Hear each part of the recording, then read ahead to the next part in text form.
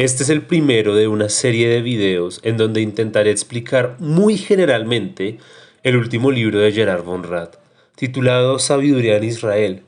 Y puedo decir que el trabajo que ha supuesto realizar estos videos es el más grande que he realizado en mi vida.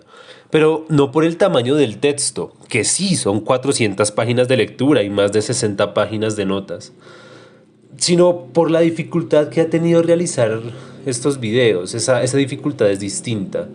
Por un lado es un texto algo difícil de seguir, pero no porque el camino que traza sea oscuro, sino porque abre varios caminos que de repente se pierden entre la maleza y vuelven a aparecer en capítulos posteriores. Por otro lado, este texto me llevó hasta el meollo de asuntos que he venido meditando largamente desde mi último año de estudios en el seminario. Aún recuerdo cuando de la mano de mi profesor David Baer pude acercarme de una forma distinta a los libros de sabiduría en el Antiguo Testamento, y desde entonces no he podido apartar mi corazón de ellos. Es justamente esa fijación con los libros sapienciales lo que me ha llevado a una profunda frustración, porque aparte de reconocer que mi lectura del libro no ha sido tan rigurosa como debiera haber sido, siento que tengo tantas cosas para decir respecto a este tema, pero aún no logro verbalizarlas. Me siento como una madre ansiosa por dar a luz, mientras que la criatura en su vientre dice que aún no es tiempo. En fin, he pensado durante varias semanas no hacer estos videos, pasar a otros textos, resumir otros libros y en algunos años volver sobre este libro, cosa que en algún momento seguro tendré que hacer. Sin embargo, al final he decidido realizarlos de todas formas. Por un lado, porque el esfuerzo más emocional y espiritual que mental que ha implicado esta lectura es demasiado como para dejarlo en un rincón. Por otro lado, porque la información sobre Von Rad en español es mínima. Eso es cierto en la literatura y mil veces más cierto en el campo de la divulgación. De momento, con estos videos intento llenar temporalmente un vacío y al mismo tiempo levantar una base sobre la cual volver a mis estudios sobre la literatura sapiencial, aunque en un futuro con mucha mayor rigurosidad. Y como último asunto, en esta introducción que ya se ha alargado bastante, debo reconocer que si hubiera realizado estos videos hace 2 años, el resultado hubiera sido muy distinto. Por un lado, no creo que hubiera tenido la estructura mental para poder cubrir todo el libro, pero también porque durante estos años mis estudios han migrado desde la teología y la exégesis hacia la historia, la filosofía y últimamente sobre la lógica más que todo. Es por eso que mi lectura de este libro plantea discusiones que en ocasiones pueden salir un poco de lo que generalmente se entiende como teología. Sin embargo, nunca abrí este canal pensando en un gran público, ni tampoco en un público o una temática específica, sino como algo ecléctico, donde poder obligarme a estructurar mis estudios y resultar en algo, al menos en notas. Pero ¿quién es Gerard von Rad? El libro que mejor explora quién fue este personaje y el porqué de su impacto en la teología y los estudios está en inglés. Y francamente no guardo muchas esperanzas de que se traduzca, mucho menos de que alguien escriba uno en español. En todo caso, el link está en la descripción. Von Rad fue un exégeta y teólogo alemán que vivió durante la primera mitad del siglo XX, conociendo en carne propia las dos guerras mundiales. Fue sin duda uno de los grandes transformadores de los estudios del Antiguo Testamento y dio un giro absoluto a los estudios veterotestamentarios. Para el momento en el cual Von Rad comenzó su carrera académica, los estudios sobre el Antiguo Testamento llevaban largo tiempo siguiendo un camino de fragmentación. Ya se había perdido la idea de que esta gran diversidad de escritos componía una unidad con sentido claro.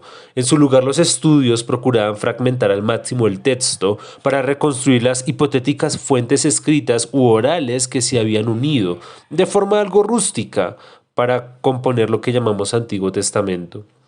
Y si ya no se hablaba de una unidad literaria, mucho menos de un sentido teológico que recorría estos textos del Antiguo Testamento. La principal lucha de Von Rad fue en contra de esta suposición, porque reconocer que en efecto detrás del Antiguo Testamento existe una multiplicidad de fuentes que anteceden el texto no es prueba suficiente para negar la unidad del texto que tenemos. Von Rad nunca pretendió esconder la evidente multiplicidad de fuentes que terminaron dando lugar al Antiguo Testamento, y de hecho reconoció que en efecto muchas de estas fuentes tenían sentidos propios. Sin embargo, tan cierto como eso es que el Antiguo Testamento posee una unidad, un sentido con el que se compuso y que todo aquel que se acerque a este corpus literario necesita comprender ese sentido.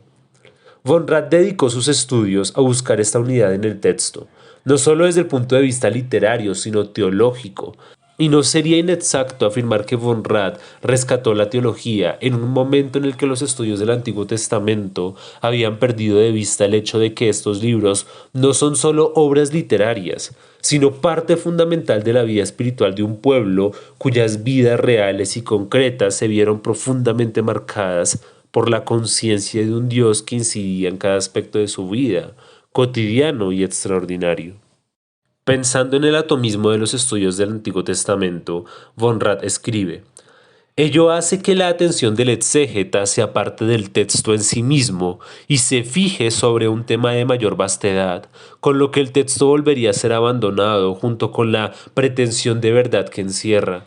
Hemos hecho de él un trampolín para investigar una cosa más general. Pero estos videos no están dedicados a sus estudios en torno a los libros históricos y proféticos que en algún momento tendremos que abordar. Estos videos son en torno al último libro que Von Rad publicó por allá en 1970. Él reconoció desde muy temprano que en el Antiguo Testamento corren dos tradiciones muy diferentes entre sí. Por un lado está la tradición histórica, en donde se pueden incluir a los profetas, y por otro lado está la tradición sapiencial, y está la distancia que separa estas dos tradiciones, que fácilmente se podría creer que cada una sigue su propio camino sin incidirse mutuamente. Sabiduría en Israel es como una pista.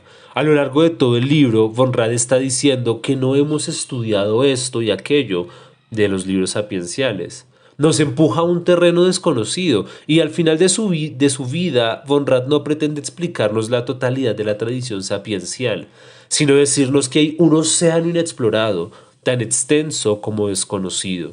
En esta serie de videos pretendemos introducirnos a las costas en donde empieza este océano, el océano de la literatura sapiencial en Israel. Usualmente, cuando en los estudios bíblicos desde una perspectiva cristiana se organiza el Antiguo Testamento, seguimos la siguiente división. Mientras que en la tradición judía lo que llamamos el Antiguo Testamento es el Tanaj.